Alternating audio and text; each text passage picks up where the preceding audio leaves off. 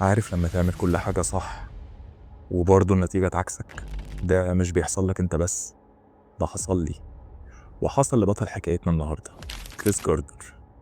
فيلم Pursuit of Happiness، الفيلم العبقري اللي قدمه لنا ويل سميث، كان مجرد قشرة للحقيقة اللي أنا هحكيها النهاردة. أنا لاشين، شخص قرر يبدأ رحلة سعي مختلفة، وقررت أشارك رحلتي معه. وعناد جارنر بدأت قبل ما يبقى أب مشرد في شوارع سان فرانسيسكو. دي بدأت من طفولته. تخيل معايا طفل مراهق بيطرد من بيته وهو عريان في عز البرد. جوز أمه كان بيعتبره عالة، ما ترباش في بيت هادي وسط أسرة طبيعية، اتربى وسط عنف أسري وفقر وإهمال. ويمكن النصيحة الوحيدة اللي خدها في حياته لما أمه قالت له: يا ابني محدش هيشيلك غير دراع، سلاح الفرسان مش هيجي يلحقك. بالنسبة له ما كانتش مجرد نصيحة، كانت النور الوحيد في نفق طفولته عشان يعرف يواجه الحياة. نقدم الشريط كام سنة، كريس بقى شاب بيحاول يشق طريقه. كان شغال مندوب مبيعات أجهزة طبية، شاف جهاز طبي اسمه ماسح كثافة العظام، حاجة كده شبه الإكس راي بس محمول وبيدي نتيجة أوضح شوية. فكرة على الورق عبقرية، وزي أي حد فينا شاف فكرة مشروع حلوة وقال بس هي دي ضربة العمر، خلينا نقب على وش الدنيا ونعيش بقى زي الناس اللي عايشة. حط اللي وراه واللي قدامه في المشروع ده، واشترى كميات كبيرة جدا من الأجهزة دي عشان يبيعها للعيادات والمستشفيات. كان متخيل إن العيشة خلاص ارتاحت وإن ده مشروع العمر، لكن السوق كان له رأي تاني خالص. الدكاترة والمستشفيات اللي راح لهم شافوا إن الجهاز أحسن حاجة بسيطة قوي من الإكس راي العادي، مش هيفرق قوي في شغلهم. اعتبروها رفاهية ملهاش أي تلاتة لازمة، ما تستاهلش إنهم عشانها يغيروا نظامهم كله. وبدأ الكابوس الحقيقي، الكابوس اللي هيسرق منه كل حاجة. كل يوم كان بيشيل الجهاز التقيل ده على كتفه، وزنه حوالي 27 كيلو. ما كانش حاسس إنه شايل على كتفه مجرد جهاز، ده كان حلمه، أمله الأخير. ومن عيادة لعيادة ومن مستشفى لمستشفى، كل يوم كان بيحس إن الحلم ده بيتقل أكتر. مع كل لا متشكرين مش عايزين النهاردة، كان جزء من حلمه بيموت، جزء من روحه بتتكسر. تخيل كده المشهد ده، راجل لابس بدلة شيك بس البدلة دي غرقانة عرق، شايل صندوق تقيل بيجري بيه في الشارع، وعينيه فيها يدوب شوية أمل بيصارعوا يأس الدنيا كلها. كل يوم بيصحى يقول: النهاردة هبيع جهاز، النهاردة هغير حياتي. وكل يوم بيرجع بيته على مفيش، مع جهاز أقل وفواتير أكتر.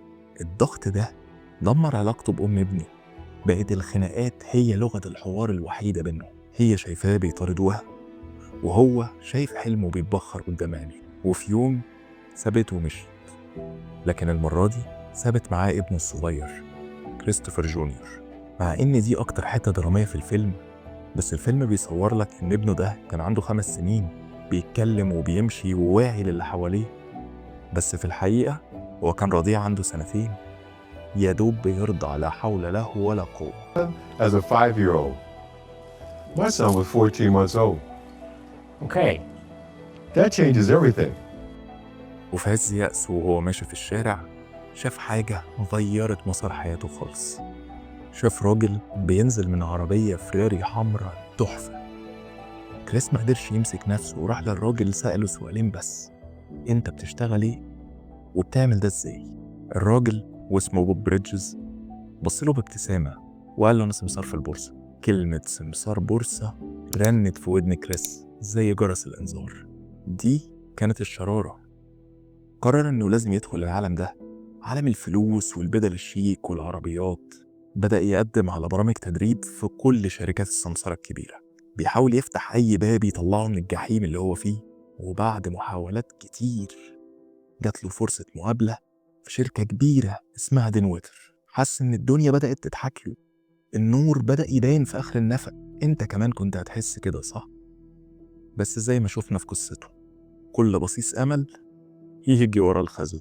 قبل المقابلة بأيام الشرطة بتقبض عليه، مش علشان جريمة عملها، عشان مخالفات قديمة في ركنة عربية ما كانش معاه فلوس يدفعها أصلا. اتحبس 10 أيام، 10 أيام ضاعوا من عمره وهو على بعد خطوة واحدة بس من حي. وما كانش حتى عارف مين اللي ممكن يرعى ابنه في الوقت ده. اضطر انه يكلم الست اللي اختارت تسيبهم، يتحايل عليها ان هي ترعى ابنها اليومين دول لحد ما هو يخرج من السجن.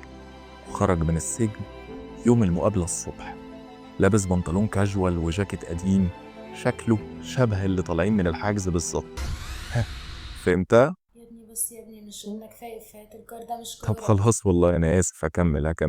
ما كانش في وقت يروح يغير، طلع على الشركة زي ما هو، بريحة الحجز وتعب الأيام اللي فاتت كلها.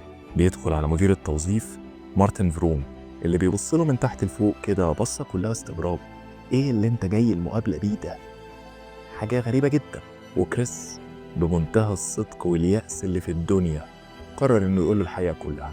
قال له انا كنت محبوس وخرجت النهاردة الصبح وما لحقتش حتى اغير هدومي، بس انا هنا عشان الفرصة دي هي الحاجة الوحيدة اللي فضلالي، هي طوق النجاة بالنسبة لي. الصدق ده لمس المدير، لمس فيه حاجة حقيقية، حاجة نادرة، وقرر يديله الفرصة. هنا كريس حس إن الدنيا بتضحك اهي، خلاص بقى هيتعوض عن كل اللي فات. مسكين ما كانش يعرف إن الدنيا قررت تلعبه جولة تانية أقسى من كل اللي فات. اكتشف إن برنامج التدريب اللي هو اتقبل فيه ده كان بدون مرتب، 6 شهور يتفحت شغل صبح وليل، وفي الآخر واحد بس من بين 20 واحد هو اللي هيتعين. كريس كان بيراهن على نفسه بكل اللي حيلته، بس الرهان ده كان تمنه غالي قوي. فلوسه خلصت وصاحب الشقة طرده، وفي لحظة لقى نفسه هو وابنه الصغير مرمين في الشارع. طفل رضيع عمره حوالي 2 سنين، محتاج رعاية خاصة ومحتاج أمان ومحتاج أب يحميه، وهو مش لاقي مكان يباتوا فيه أصلا. وبدأت رحلة التشرد، رحلة الجحيم الحقيقي. كانوا بيباتوا في أي مكان أنت ممكن تتخيله. كان بيفرش مناديل تحتيهم ويناموا عليها في حمامات المترو، وياخد ابنه في حضنه ويغطي ودانه بإيديه عشان محدش يقلق، وعلى كراسي في الجناين العامة، وفي ملاجئ المشردين اللي كان لازم يجروا كل يوم قبل الساعة 5 قبل ما تقفل عليهم. تخيل الرعب ده، تخيل إن ده يبقى الواقع بتاعك كل يوم. راجل بيخلص يوم شغل مهلك في شركة سمسارة، لابس بدلة وبيحاول يقنع عملاء بملايين الدولارات، بيحاول يظهر بمظهر شيك ومحترم، وبعد ما بيخلص بيجري عشان يلحق ياخد ابنه من الحضانة الرخيصة، ويجروا مع بعض في الشارع علشان يلحقوا مكان في سرير في ملجأ مشردين، ولو ما لحقوش يبقى هيناموا على أرضية حمام عمومي ويسدوا الباب برجليهم علشان محدش يدخل عليهم. كان بيحاول يحمي براءة ابنه، بيخلق له عالم خيالي زي لما كانوا نايمين في الحمام وقال له إن دي آلة زمن هترجعهم لعصر الديناصورات، وإن هما محتاجين كهف يباتوا فيه علشان يستخبوا من الديناصورات. كان بيعمل المستحيل عشان يحافظ على حاجتين: كرامته قدام زمايله في الشغل، وبراءته في الشغل. محدش كان يعرف إنه مشرد. كان بيغسل قمصانه في حمام الشركة علشان يفضل شكله نضيف ومحدش يشك فيه. كان بيحرم نفسه من الأكل والشرب عشان يوفر فلوس الأكل لابنه. وكان بيعمل 200 مكالمة في اليوم، ضعف أي حد تاني، عشان يثبت نفسه في الشغل، عشان يوصل ويخرج من الجحيم ده. وبعد الشغل كان بيتحول للأب اللي بيحاول يلاقي مكان آمن لابنه يبات فيه ليلة واحدة بس. أب بيحارب الدنيا كلها عشان يحمي ابنه من قسوة الحياة. شهور طويلة من العذاب ده، كل يوم كان اختبار جديد لإنسانيته وصبره. كم واحد فينا كان ممكن يكمل؟